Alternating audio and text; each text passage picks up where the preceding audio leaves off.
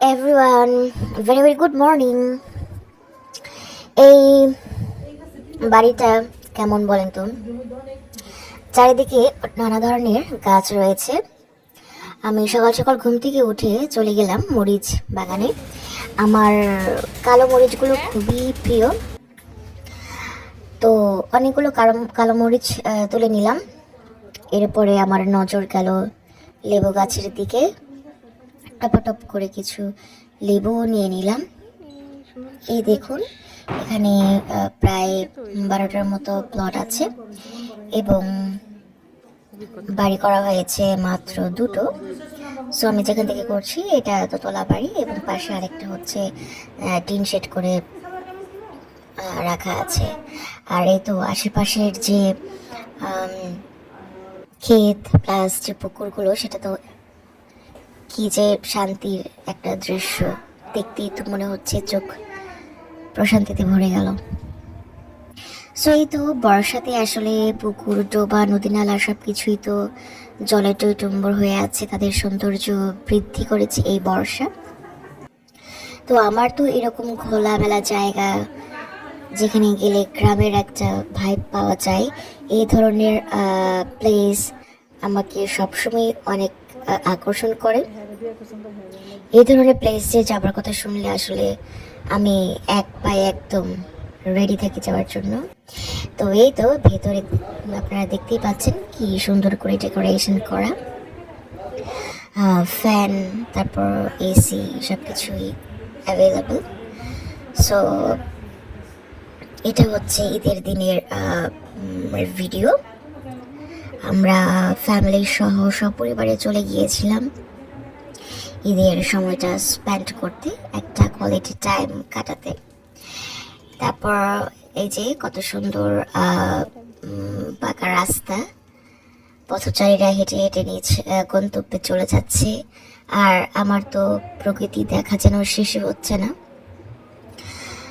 তো বাড়িটা যেহেতু 3 to 4 ইয়ার্স আগে তৈরি করা হয়েছে এবং এখন পর্যন্ত অনেক টিপটপ করে রাখা হয়েছে, কারণ সবাই মিলে অনেক যত্ন আত্তি করে এই বাড়িটার।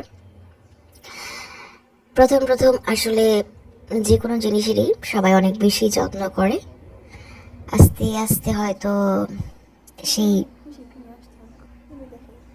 ব্যাপারটা কমে যায়। তো যাই হোক, আমি দেখছি, সো আপনারাও দেখতে থাকুন, আশা করি ভালো লাগবে।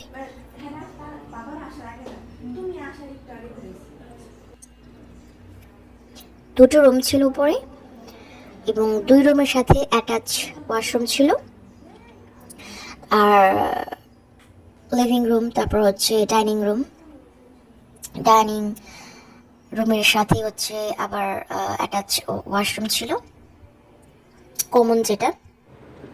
কিচেনটাও দেখলাম খুব বড় সড়ো। এটা হচ্ছে ছাদের সিঁড়ি।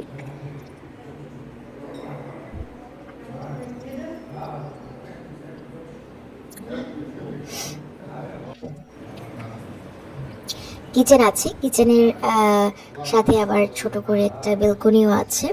কিচেনটা খুব বড়সড় করেই তৈরি করা হয়েছে, আমার কাছে এই জিনিসটা খুব ভালো লেগেছে।